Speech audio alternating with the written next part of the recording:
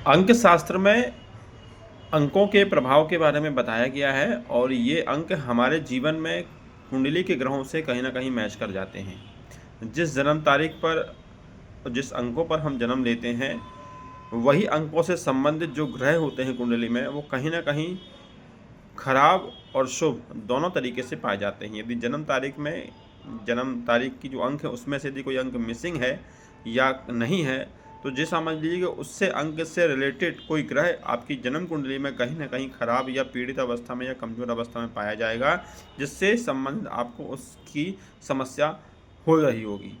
जैसे यदि आपकी डेट ऑफ बर्थ में कहीं पर भी 5 का अंक मिसिंग है, नंबर है 5 का अंक नहीं है, तो आपकी कुंडली में जन्म कुंडली में कहीं ना कहीं वो बुध की से ग्रह से रिलेटेड समस्या होगी।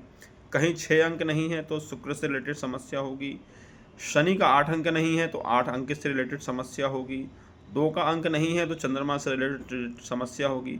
कहीं ना कहीं ये समस्या कुंडली से और आपके अंकों से ग्रहों से 70 से 80% मैच करती हैं और ये निकलती भी सही हैं। आप इसको प्रैक्टिकल करिएगा।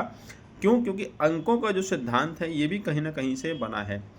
आयु पर पढ़ने वाला अंक प्रभाव, संगीत के साथ स्वर, 7 स्वरों के स्वामी तथा स्वर एवं रंगों का विशद विवेचन, अंक मित्रता सारणी सेफिडियल की अंकों की मित्रता, ये सारी चीज़ें बताई गई हैं और ग्रहों की मित्रता भी इनसे कही गई है और ये हमारे जीवन में कहीं ना कहीं प्रभाव देते हैं। यदि आपको भी कहीं ऐसा लगता है तो आप अपनी डेट ऑफ बर्थ में अंक चेक करिए और कुंडली में उन ग्रहों को चेक करिए।